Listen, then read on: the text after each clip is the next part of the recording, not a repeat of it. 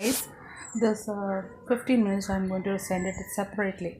Now there is a reason, because actually there is a single topic of EMI which I forgot, right? So then I'm extremely sorry. So I just now only I referred, I was checking the portions I have covered, and I felt that and I saw that I have forgotten a single topic in EMI. Okay, that is what is coupled circuit, right? And what do you mean by series connection of inductors, right? Similarly, what is parallel connection of inductors, etc. So this was left out. So here the first we will deal with a lot of topics actually were pending from the topic inductance itself. So some of the things have been already taught, so we have to relate it, right? So the topic which we have to first go is, what do you mean by coupled circuits? Coupled circuits, just a sentence, guys. What do you mean by coupled circuit? Right, combination of components, or the it can be resistor, capacitor, or inductor. They are together to create coupled circuits. Now the meaning of coupled circuit is that energy transfer takes place from one component to other when either of the circuits is energized. See this, the best example is mutual inductance. We had a coil, right? We passed current through it, voltage was there, and this change in current, whenever the voltage is changed, current is changed, the flux changes. So nearby there is another coil, then an EMF will be induced in the second coil, right? This EMF induced is called mutual induced EMF, right? And we also learned about the coefficient of mutual inductance, right? So this and all you have turned, and we have learned this coil is in the transformer itself, this becomes primary coil, secondary coil, etc. We have learned, right? So now you have to know, if you have understood mutual induction, this is something actually you will learn in the degree level, but I think dot convention has to be taught now itself. It is good to know. See, it is essential tool to determine the polarity of a mutually induced voltage. Right, the dot mark, right, which is just a circular shape, is a special symbol which is used to end at the end of two coils. Right. See, if this is, it's just like a terminal, guys. If this is a dot, so for me this is the starting point of the inductor. Right. Similarly, if this is a and the secondary coil, and this is the dot, it shows this is the starting of the inductor, right? So if the current flows through this direction, so I can say through both the inductors the current is flowing in the proper direction from or I can say in the same direction, right? Now I hope this much clear, right? So both are having what do you mean as same direction current, right? So if both are given current, so let's say in inductor L1, voltage will be induced due to this one, as well as the current, since the current is flowing here also, it will be having its own self-induced EMF. So I will write self-induced EMF is due to its own current, right? Plus or minus, it's actually plus M di2, that is due to the second coil. We have learned. Now the same formula can be used for the second coil, right? Because its own self-inductance, because its own current, plus mutual inductance is due to the other coil which is having I1 current. Clear? So I can say these two coils are coupled, right? Because both are energizing each other. Now dot convention, how, why we are using, or how and all it can be used, I will take it later or in this video itself, right? Clear? Now this mutually induced EMF, this one, right, I told you this can be either plus or minus. Actually you can write, so I can say this mutually induced EMF can be plus or minus, right? It depends upon how the coils are connected. There is that is where the dot is coming in a big importance. That will be taken later on, guys. Okay, now coefficient of coupling, and it is written by K, and its equation is M divided by root L1 L2. Coefficient of coupling is K is equal to root M by L1 plus L2, right? where L1 is the self-inductance and L2 is the self-inductance of the second coil, right? So two inductively coupled circuits are linked using magnetic flux. If the entire flux of one inductor is coupled or linked in the other inductor, it is said to be perfect coupling, right? All the energy is transferred and vice versa. Then at that case value is 1. This much clear, guys? Right. Now, so sometimes the K can be larger or lesser, right? So I'm sorry, it is L1. First I wrote it as this dot, okay? K is equal to M divided by root L1 dot L2. And in ideal case, K is equal to 1. This is not there in your textbook, guys, but it is required in the case of NEET. Clear? Now, let's move on.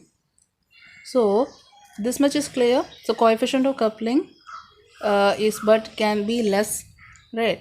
But usually it will never be negative value. Less means it can go for 0, but it can never be less than or negative value, right? Now I am going for what you mean as inductors in series combination.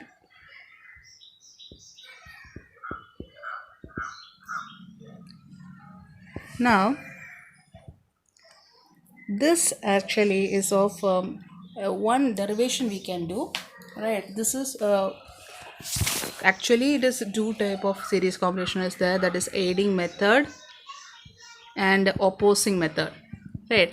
But in your class or in your section, usually you learn for aiding method and opposing method, you just learn the equation, right? So I just rewrite the equation for aiding means, see, if there are two inductors like this, right? Now current is flowing like this. I am not writing the entire circuit, guys. This is L1, this is L2, right? Now let's say this terminal is having the point here, this here for the L2. So the current is flowing in L1 from dot to this terminal, and current is flowing from here dot to terminal. So both of the coils are having current in the same direction, means both will be having a properly coupled form of they will be properly sharing the flux, or the flux will add with each other, or I can say the mutual induction will be positive in nature. That's why in two cases the L equivalent will be written as L1 plus L2 plus 2M when you are considering mutual induction. See, this formula is always only used when you are provided with mutual induction value. If not provided, you will just add, right? See, if the question is like that, that is they have provided some value for mutual induction, then only you write L1 plus L2 plus 2M. Nor if you are having just 2 Henry inductor is 3 series with 3 Henry, means nothing has been mentioned with mutual induction. So just write L equivalent will be 2 plus 3, that is 5 Henry. Clear? This is a special case when mutual induction has been specially informed about you guys. Now the similarly opposing is, suppose this is your inductor and the other inductor is this one, L1, L2, right? So this is your terminal here, but the terminal dot for the second one is here. So the current, if it is flowing for L1, it is from dot to this terminal, whereas for the L2 it is from another point to dot. So I can say current in both of them are in opposite direction, so that the flux will always be in opposite direction. So the mutual induction will be opposing in nature. So L equivalent is equal to L1 plus L2 minus 2M. This is something it is good to know things, guys. Yeah. Right. Now let's move on with the derivation of series combination, which you have to learn. Right. It was very easy. Suppose I am having why it is not writing? No, it is not writing at all. Oh, I have not selected the pen, sorry. So the inductor L2, L3. This is a terminal A, terminal B, right? L1, L2, L3, right? Now this V1 is a voltage here, V2 is the voltage here, and V3 voltage here, right?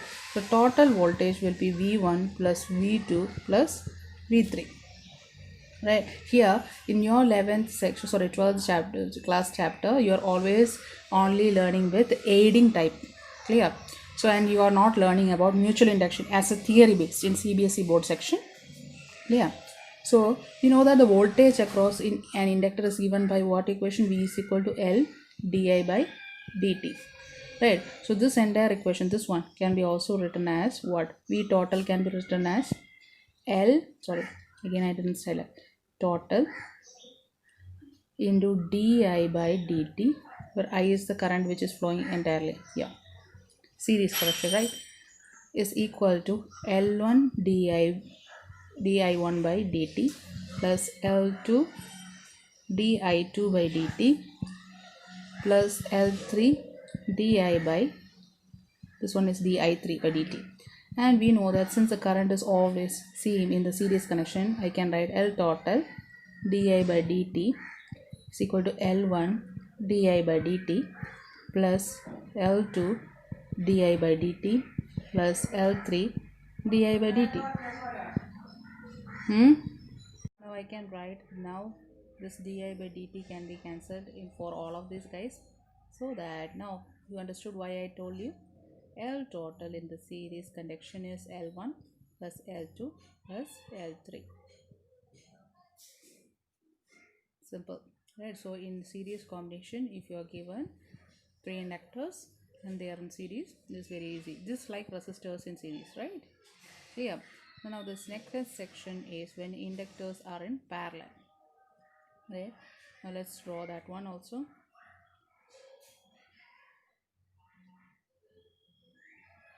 right? Okay, this one is L1, L2, L3, I1 current, I2 current, I3 current, right? Now voltage, this is A terminal, this is B terminal, so VAB, right? Current flowing through each inductor will be different, right? And this current depends upon the inductance value. Now by using the Kirchhoff's current law, right, the total current here, this I total is equal to I1 plus I2 plus I3, right? We know the voltage across an inductor is given by which formula? V is equal to L di by dt, right? Now we can write then VAB is equal to L total into D total current by dt, right?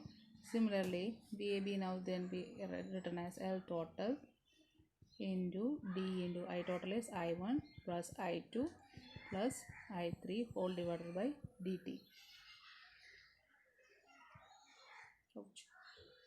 Then ouch. Oh, sorry.